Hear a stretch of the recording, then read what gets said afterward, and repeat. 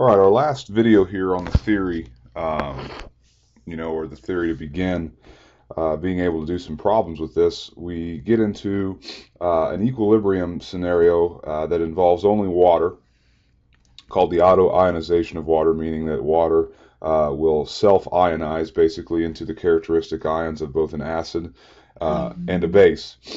And this is very simply an equilibrium scenario. And once again, these are liquids over here, so they don't show up in the equilibrium expression. And what we get would then just be our hydrogen or hydronium ion and then hydroxide ion. And what we're going to do is place that into a special equilibrium scenario that has its own name. It's called the KW, or the ion product constant, or the auto-ionization constant of water.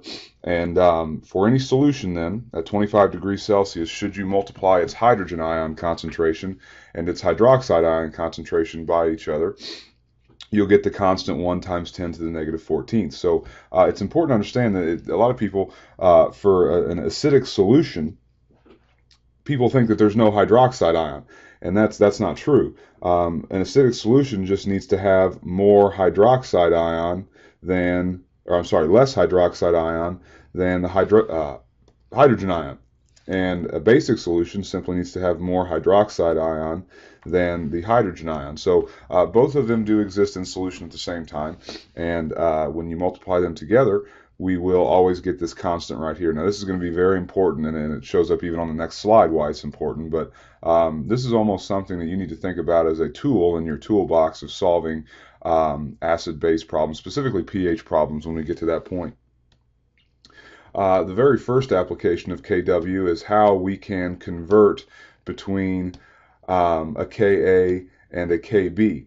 So we will use our KW then, and if we were to multiply the Ka of an acid times the Kb of its conjugate base, we will get 1 times 10 to the negative 14th. So this becomes a very useful equation, because a lot of times you'll get a reference to an acid, but within the question you will need to use the Kb of its conjugate base, and it almost seems like you don't have a way to do that.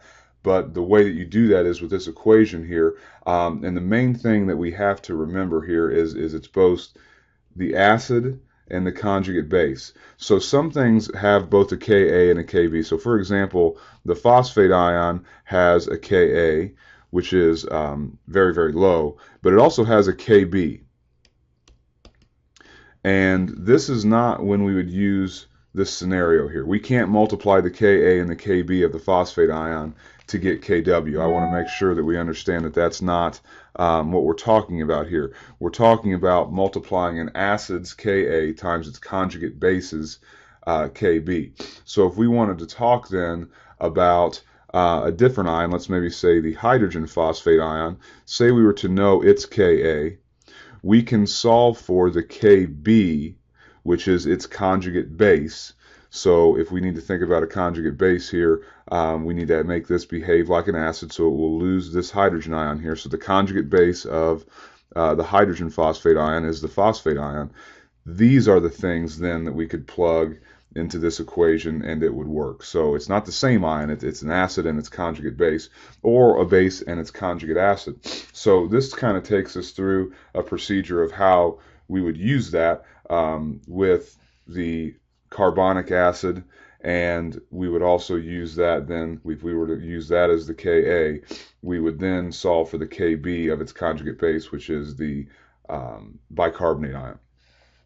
So I'm going to end up skipping over some substances here, or some slides here. I just feel it'll be easier to talk about in class.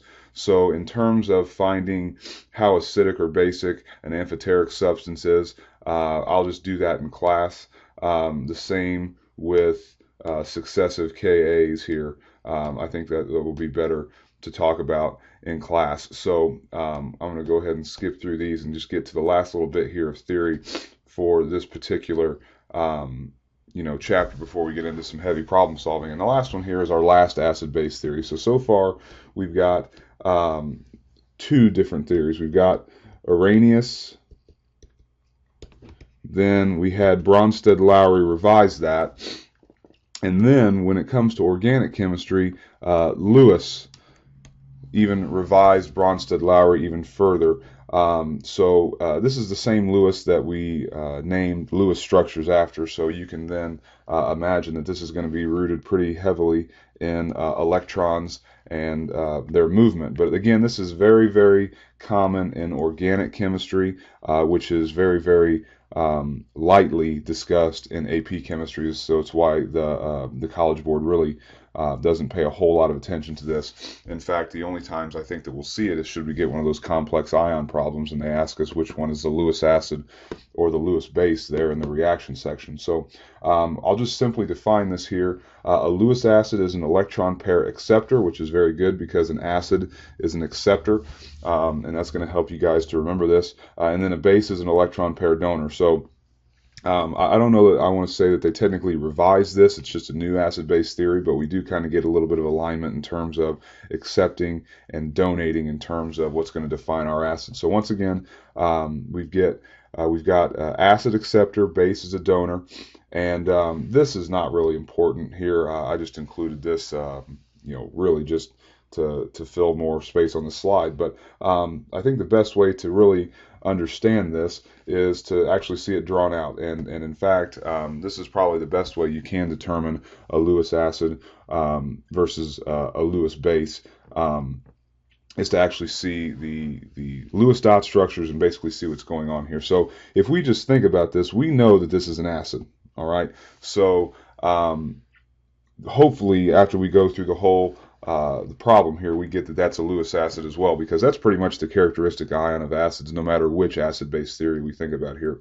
So what is going on here is we've got the hydrogen ion binding with ammonia, and this is probably something worth mentioning because people are still missing ammonia versus ammonium. So we do want to be clear about that. Ammonia, NH3, ammonium, NH4 with a positive charge. So what's happening then is obviously this hydrogen is binding to that free electron pair to make the ammonium ion. But here we get the true acid-base definition according to Lewis here. We've got ammonia donating its electron pair to hydrogen, and therefore hydrogen is accepting it. So once again, we get acid equals our acceptor. So luckily we did get this hydrogen ion as our Lewis acid, and our donor here is our base, and that would be our our ammonia molecule. So Lewis acid equals the hydrogen ion, Lewis base equals our ammonia. And I think that's going to take care, well, we got one more slide here for the Lewis theory, and then we're going to compare these strategies here at the end. And I give you some hints here, but I think it will probably be easiest for us to understand.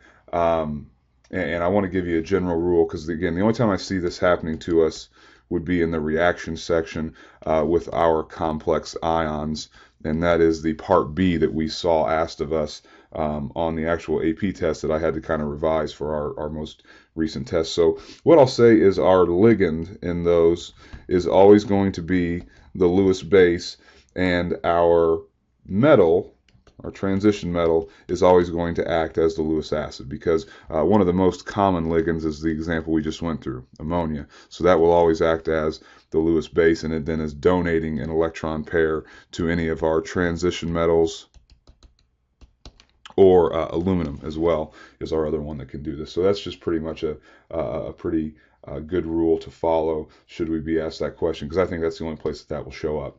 And then last but not least, I'll let you kind of read through these here. I won't read them to you, but I wanted to compare these theories as they come up here in this chapter. But really, the one that is the most important and the one that we're going to use the most, and it's purely because of the definition of the conjugate acid-base pairs and the amount of chemistry that goes on with those. So that's really where we're going to focus here. So starting Monday then, or starting next class, we will end up getting into some more problem solving and start working some pH and some ice tables again.